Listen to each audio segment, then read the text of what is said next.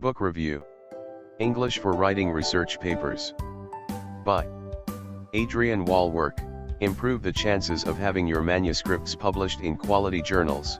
Learn new styles to highlight your research findings and present facts. Do you know about hedging? We share Facts on research. It is all about learning research facts and sharing with others. Please subscribe to our channel if you like our videos. Some of the major reasons for manuscript rejections are due to poor readability, poor structure, or poor English. Consequently, both inexperienced and experienced authors are at large looking for a piece of material to significantly increase the readability of their papers. Although researchers from different disciplines write in different ways and sometimes follow a different structure. In the year 2011, distinguished Adrian Wallwork published a book titled English for Writing Research Papers, intending to help readers to 1. Significantly improve their chances of having their papers published in journals where English is the first language of editor-in-chief, reviewers, and targeted readers. 2. Reduce the number of mistakes they make while preparing their manuscripts using English. 3. Plan and organize their paper, and structure each paragraph and each sentence so that the reader could easily follow the logical build-up towards various conclusions. 4. Decide what to include in the various parts of their paper, that is introduction, methodology, analysis of results, discussion, conclusion, etc., and what typical phrases to use. 5. Write a title and an abstract that will attract the attention of editor-in-chief, reviewers, and targeted readers. 6. Use the minimum number of words required and the most concise way to express the content of their manuscript. 7. Increase the level of readability of their manuscripts by helping readers to quickly understand what they are saying. 8. Identify the correct style, either personal or impersonal. 9. Choose the correct tenses and avoid ambiguity. Writing skills and sections of a paper are the two parts discussed in the textbook. Under the first part, writing skills, the author extensively explain 1. Planning and preparation. An argumentation of facts is challenging when the authors discovered something strange in the field. The chapter presents a recommendation which says, choose frequently cited papers in the journal to see how other authors construct their argumentation and note down ways in which your research is different and innovative with respect to theirs. More so, authors should make sure their unique contribution to the body of knowledge is very clear in every section, not just in the abstract. 2. Word order. Avoid inserting parenthetical information between the subject and the verb. This aforementioned conclusion was considered important because if the author should insert more than a couple of words between the subject and the verb, this will interrupt the reader's train of thought. 3. Breaking up long sentences. In this third chapter, Breaking Up Long Sentences, it was further remarked that, to increase readability, don't separate the subject from its verb using more than 8-10 words. Most importantly, check to make sure that a sentence has a maximum of 30 words, and don't use more than 3 or 4 30-word sentences in the whole paper. 4. Structuring paragraphs and sentences. It was shown that begin each paragraph with a topic sentence, then use the rest of the paragraph to develop this topic. If appropriate, have a short concluding sentence at the end of the paragraph. Don't force readers to change their perspective of a concept.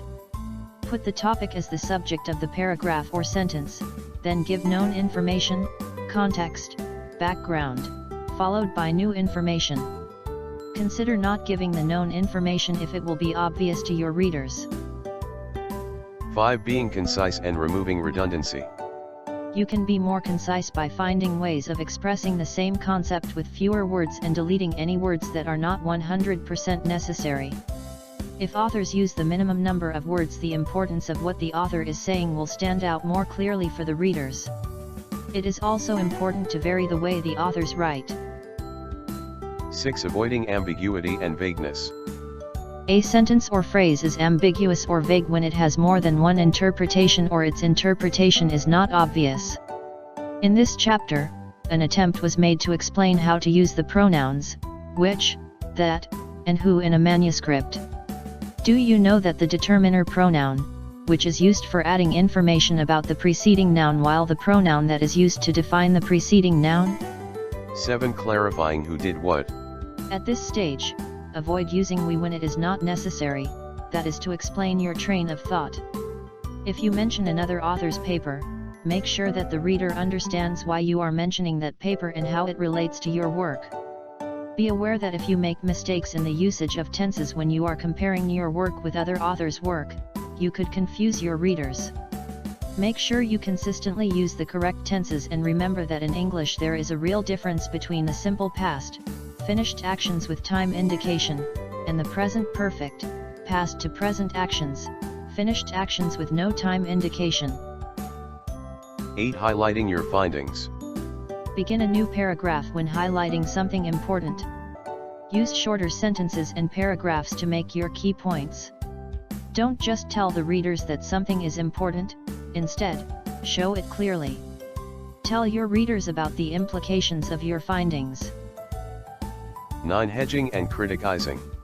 This is a major problem affecting scholars from developing countries where English is not their first language.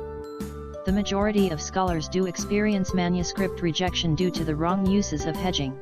There is no absolute knowledge. And those who claim it, whether they are scientists or dogmatists, open the door to tragedy. All information is imperfect. We have to treat it with humility.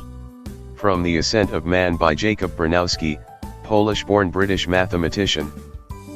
In England it is bad manners to be clear, to assert something confidently.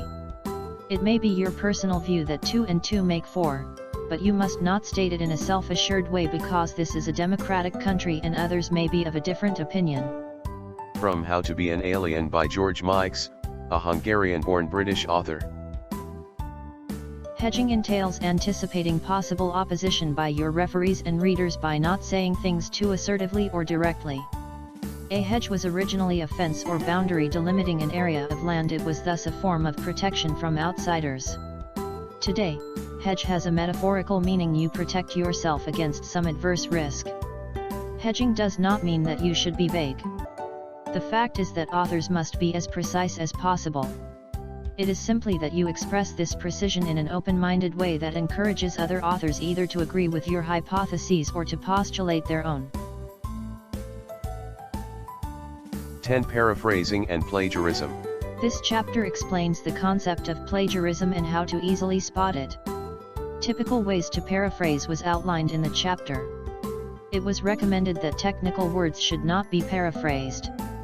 The textbook presents the fact that copying phrases from other people's work is perfectly acceptable and is a good way to learn useful phrases in English that you can then use in your work. However, such phrases must be 100% generic in the sense that they hold absolutely no hard information. For more information on paraphrasing and plagiarism, check our published video titled, Some Facts on Paraphrasing and Plagiarism. In our next video, we shall share more facts on the second part of the textbook titled Sections of a Paper. Get a copy of the wonderful textbook. Special thanks to Adrian Wallwork, the author of the book titled, English for Writing Research Papers, published by Springer, New York, Dordrecht, Heidelberg, London. We share Tur appreciates the contribution of the textbook to the body of knowledge. We share Facts on research. It is all about learning research facts and sharing with others. Please subscribe to our channel if you like our videos.